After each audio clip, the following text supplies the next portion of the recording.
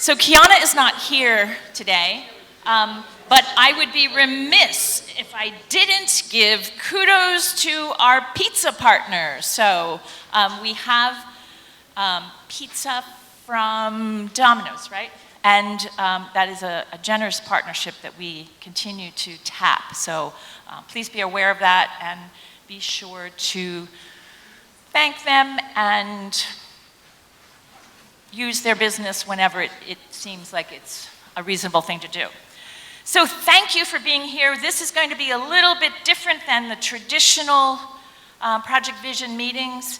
My name is Marcia Castle, and I'm going to be facilitating our team.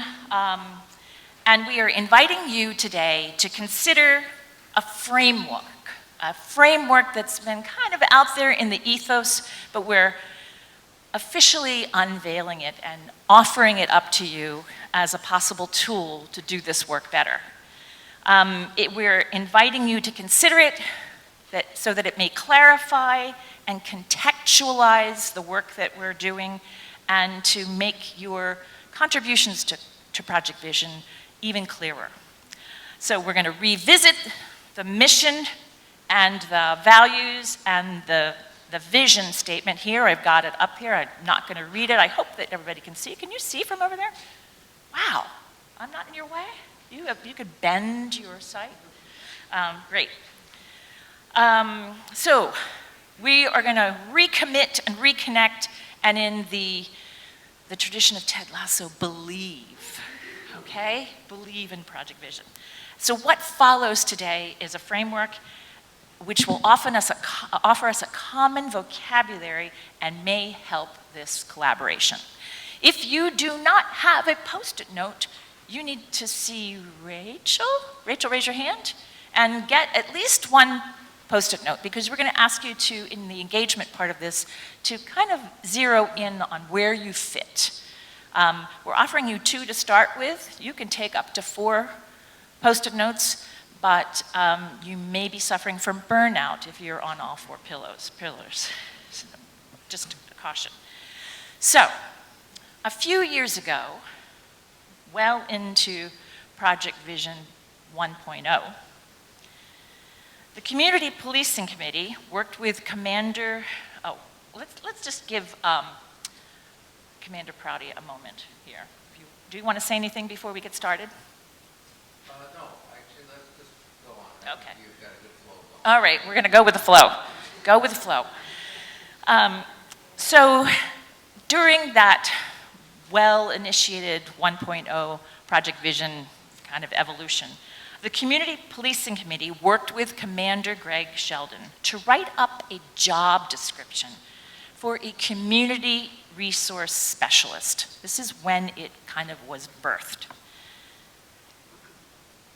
The mayor and the Board of Aldermen thought that it was such a good idea that they decided to have a line item in the city budget to support this officer, this person. They agreed to the merits of this position.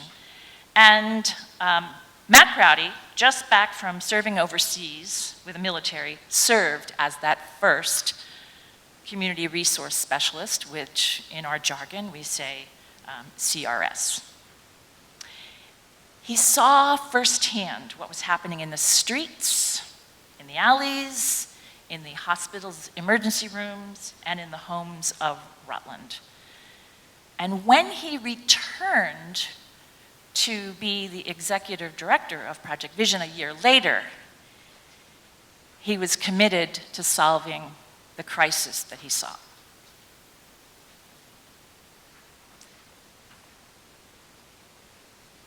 And it looked a little bit like this.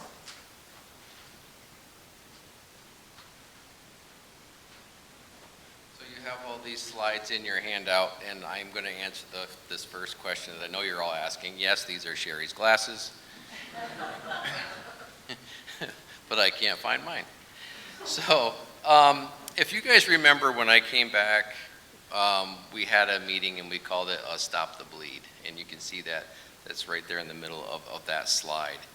And that was because at the time, I remember doing a community health needs assessment a few years before I retired over at CSJ, where substance abuse and treatment didn't even hit the top 5. And I know right now, none of you can imagine that being the case. But that's where we were. Things were actually going very well pre-pandemic. Things had leveled off. We weren't seeing the same successes that we had been seeing. You think, okay, well, maybe we're hitting our baseline.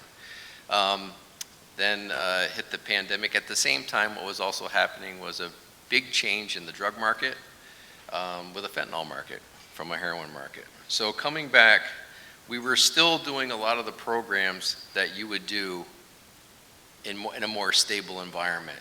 And I said, man, what are we doing? What are we focused on?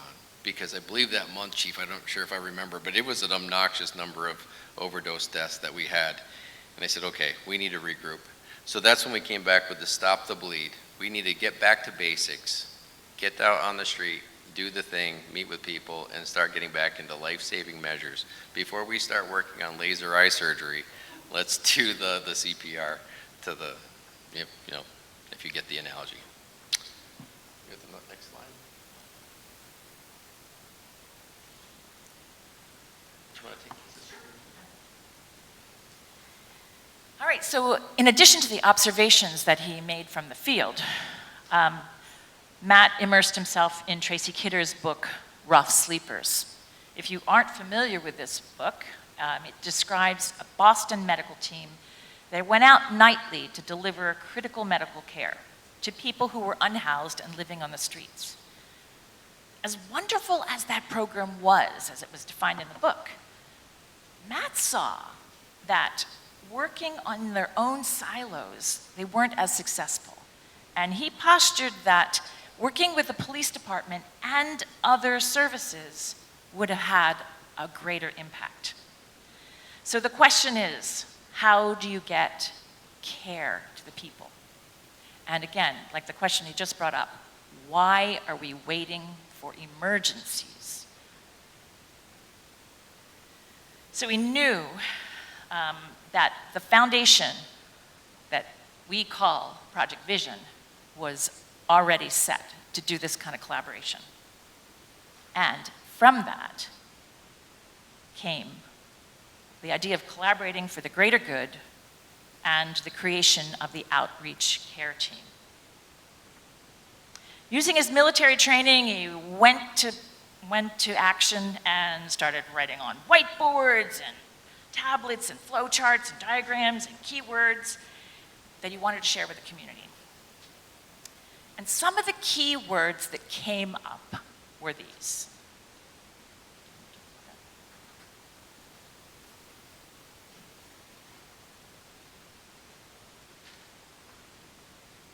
So some of you might remember that vision meeting where we put up the pillars. Now one of them is different, where I had enforcement instead of accountability, but we've chosen to use accountability because enforcement it seems specific to law enforcement, but accountability can be all of us.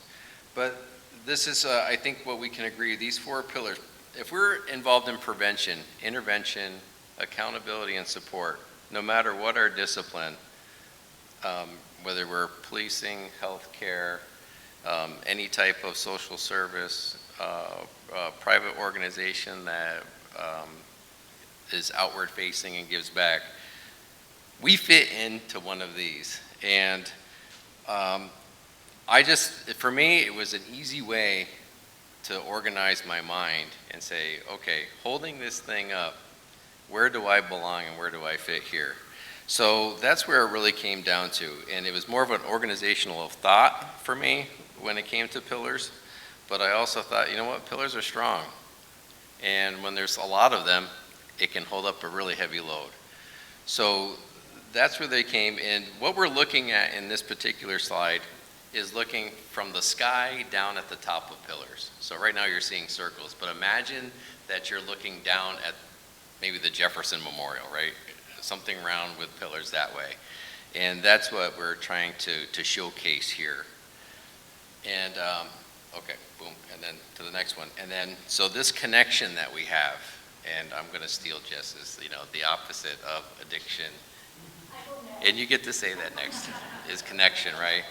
that connection that we have in our multiple disciplines supports all of us here in this coalition called Project Vision.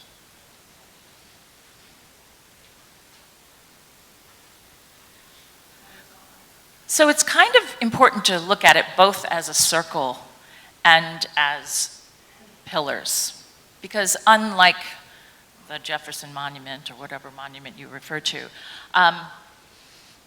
they are in connection with each other.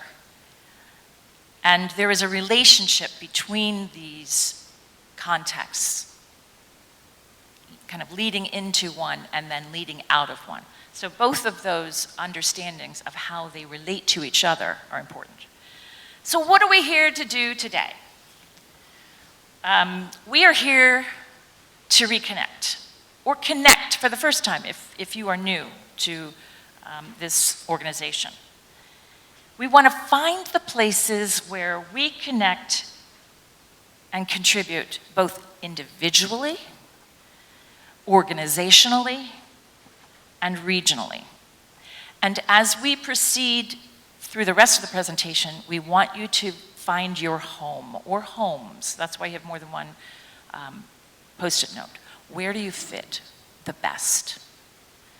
So that's today's goal. Our long-term goal is to close the gaps and to find the overlaps and to promote growth. So with that, we are going to have some presenters for each of the pillars.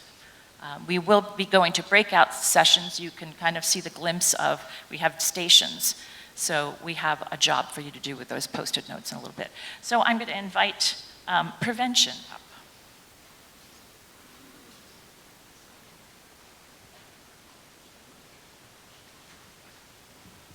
Matt, you should be careful because that wasn't actually an original thought, so you just committed plagiarism. That wasn't my thought. So Benjamin Franklin said, an ounce of prevention is worth a pound of cure. When I think of prevention, I think of education, awareness, health and wellness, and hope for our city. Today is about recharging our batteries. We just talked about that a little bit. So I'm born and raised in Rutland County, and I think one thing we can probably all agree on is that it doesn't look exactly like it did then, whenever then was. So what we're hoping to do is lighten the load, creating new connections, strengthening old ones. Yeah, I'll just stand closer. All right. I've never not been heard. When I think about the interactions of Project Vision that support prevention, the things that come to mind are Boys and Girls Club, Partners for Prevention, and Center for Health and Learning. Those are just a couple, that is not all of them. I think that if at the end of the presentation today you aren't torn and trying to be at all four of the pillars, there is a place for you underneath prevention, so we'll invite you to join us there. So it's a recruitment party. All right, I'd like to invite intervention up.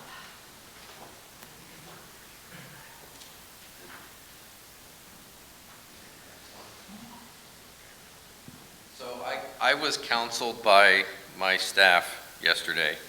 They said you took the picture of the car with the old decals.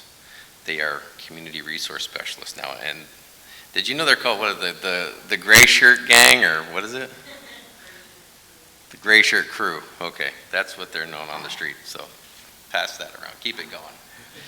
Okay, so connecting to save lives, interrupt behavior, respond to crisis. We've listed a few things in what we feel an intervention as it applies to vision, things like our field navigators from Brock that are leaving the office, heading into the hotels, and having those interactions. Community Care Network with their street outreach. Those are interventions for people that are in need. The outreach care team, another great example. The situation table that some of you were actively involved in that process and go to those. Those are interventions, and obviously the overdose response initiative that we do with Turning Point and SUD at Community Care Network. These are not exhaustive, but if you are in that realm, or if there's a piece of your organization that wants to be or could be involved in an intervention type model with folks or with your clients, I would love to also recruit you at my pillar shortly over in that corner. We invite accountability.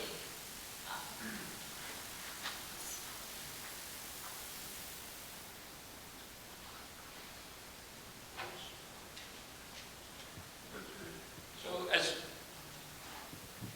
as Commander Prouty said, when we first started this, it was originally entitled enforcement. And not just was it, because that, has that law enforcement tied to it, but we also wanted, where does the average community member, fit in to this, and where it's not just law enforcement's responsibility. So with that, we have a commitment to shared values. And I think, a big part of this work is figuring out what matters to all of us as a community, what we want our community to be, having a conversation about respect, safety, and how we treat each other. And where law enforcement can definitely still be a part of that, and they can be partners with it, not just strictly in a enforcement capacity. But people respond better when they feel like, their voice matters, and, a process more than just rules. And then behavioral change and monitoring, we've all made mistakes, but at the same time we know that change takes time. People do better when someone's checking in on them, not trying to catch them slipping up, but to say, hey, how are you doing? What's working? What do you need? Those little touches, consistency and encouragement, someone noticing that help people stay on track. Outcomes and restoration. When someone causes harm, unfortunately, we can't undo it. We know we don't have that big magic wand, but we can ask those folks that have been affected by harm, what does it take to make things right? And we know that that looks different to everybody, but it should always involve that person that's been harmed and give them a say. At the same time, it's about helping the person that caused harm, understanding the impact of what they did, and giving them a real chance to make it right. Collaborative authority, and this is definitely when it does involve, inviting law enforcement. But sometimes it's not about authority, and it doesn't mean it has to be about control. It can mean support and guidance, and when somebody in a leadership or enforcement role comes in with respect and care, people notice and they tend to respond better. It's less about power over and more about let's figure this out together, and as a community, I feel that's how we build trust. So accountability is not just about the folks that have done the harm. It's also really about all of us. Also, it's how we show up for each other, holding each other up, staying connected, and really, as much as I love seeing everybody, the same people here every week, or every time we get together, it's also inviting those people in who don't participate. Then how, as the community, how can we invite them and call them up, not call them out, to take some accountability in their community also. Oh, yeah, thank you. And so some of the agencies that I thought of, thank you for reminding me, and once again, this is not, by all means limited, but community justice centers, the Rutland City Police Department, other law enforcement agencies in Rutland County, probation and parole, and Turning Point, just to name a few. Invite support up.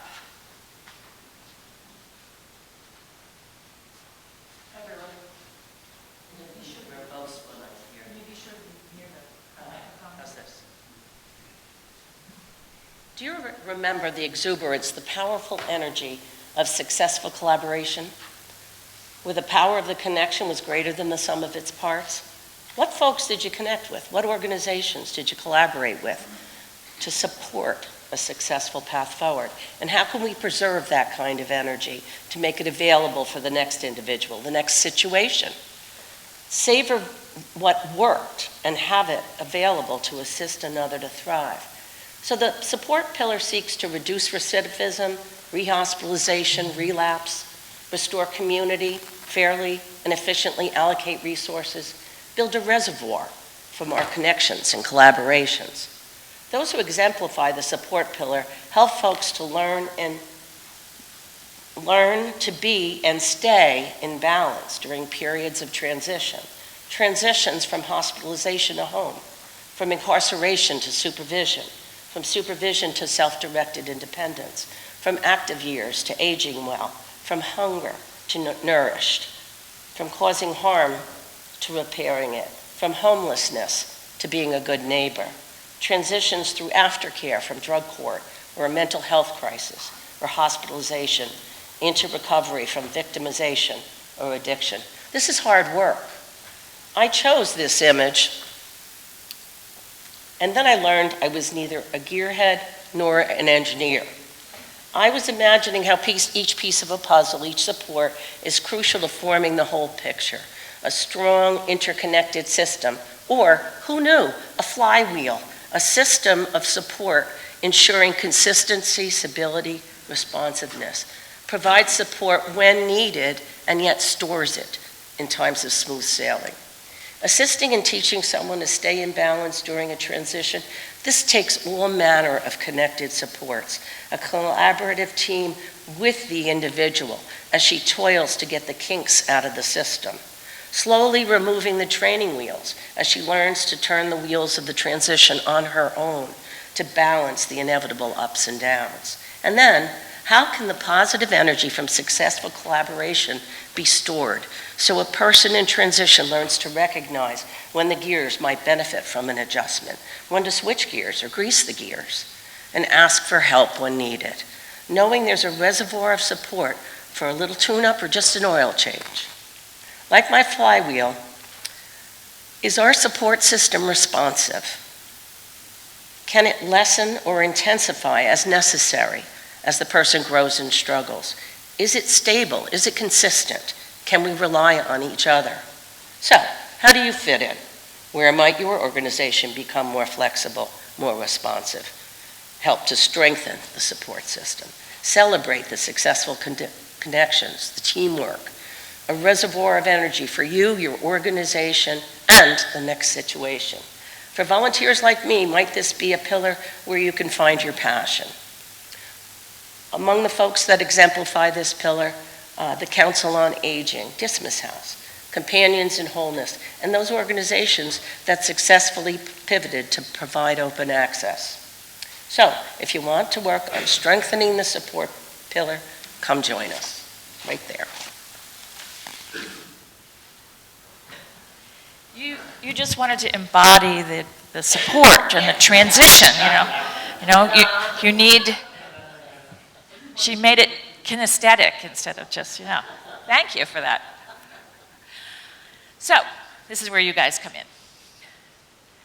We want to get jazzed about this because it's been working, right?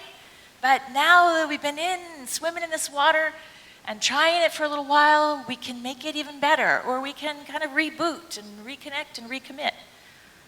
So, you've got some Post-it notes. You're going to write your organization or program on the Post-it note. If you are at large, like I kind of am, I'm not talking about my physique, I'm talking about my disposition of attachment, you could put your name on it and the organizations that you connect with. We've given you 2, but if you want more, see Rachel. We're going to give you some time to walk around. And just because in the presentation somebody might have mentioned your agency, do not feel like you are compelled to be in that pillar. You may have a very different take on how you make a contribution. And you might, even once people start talking in their groups, think, I'm not sure this is the place I should be, and feel free to get up and move and experiment and visit other groups, okay? Sorry. So we're going to ask you to take your Post-it notes, visit the pillars with your handout in case you need a reference of like, what does this stand for and what are the agencies? And place your Post-it note or Post-it notes on the pillars that you feel align with your work the best. And then, if you've done it on different pillars, take a seat at one of them. If you're here with somebody else from the same agency and you do lots of kinds of work, you may want to split your group. And then there will be a facilitator and a recorder at each space, and we're going to ask you to consider these questions that are before you. What do you notice? how do you fit? I mean, you've put your Post-it note there and you say, this is my home, but really, what is it that you do for this attribute? Who's missing? Who's not here? Who or what? What agency? Whom could I invite? Or collectively as the pillar. You might also talk about just what do you think about this framework and this vocabulary that we're suggesting to talk about the work. How do you feel about that? Does anything feel uncomfortable? Do we need to tweak it?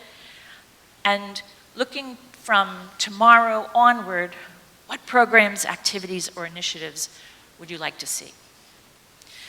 So we're going to give you about 5 minutes to walk around and figure out where your home is, and then please get situated, and we're going to give you about 20 minutes or a little bit less to talk amongst yourselves.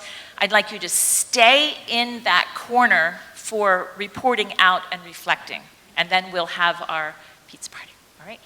I'm going to be floating if you have questions. Have at it. Anybody from the group, not just a facilitator or a recorder, could share out some reflections. We hopefully have captured them well so that we'll have the minutes from your teams. But if there's something that you think would be good for the other people who are having FOMO about like what happened in the other groups, fear of missing out, for those of you who don't know the acronym, share out. So why don't we start with prevention, because that seems like a logical place to start, right? Was there anything that just stands out? Thank you. I do stand out, thank you. So we had a great conversation over here. A couple of things stood out. One sort of community, or I think it's multiple people we'd like to invite, is the arts community. We were thinking about, all the different generations that are needing support in all of the pillars, and roping in some like adult ed stuff for the parents that are really trying hard and maybe struggling in today's world. The environmental, I forget the wording, but the work that was happening with changing, where's Matt? Changing the layout and the environmental design. Thank you. What he said, that's important to us. And then another thing that was super exciting was, I love the idea of the block parties, but it's always, it's a big lift. But we were talking about some pop-up events that Boys and Girls Club did during COVID, where they did sort of a simple pop-up kind of thing that brought people out for pizza and kind of had the same effect, so. Thanks. Lots happening. Thank you. Anybody else from prevention want to say something? Okay. So, we're doing our best with prevention, but maybe we need a little extra lift. So let's go over to intervention and see what their takeaways were. We're kind of naturally progressing through this cycle of helping people. What do we got? Anything stick with you?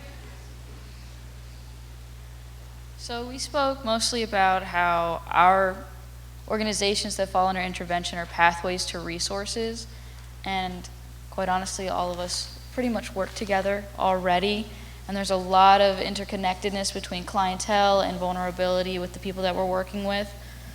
We discussed a lot about programs and projects we'd like to see. A lot of policy change within organizations, a lot of wishing that organizations' policies allowed for more interconnectedness between organizations, and also that there's some legislative issues in terms of how far we can go within our internal policies, how far we can take our intervention, and how long we have to wait until danger is presented to actually get the intervention started. I think that was everything. Thanks. Cool. Surface some frustrations. All right, so we need a little bit more love here. We're going to talk about the accountability people, a little more action, leverage, support.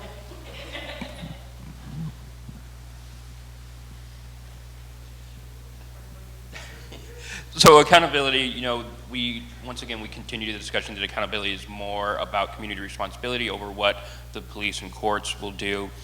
We talked about how our actions, we all know our negative actions cause ripples, but how we can also be held accountable for our positive actions.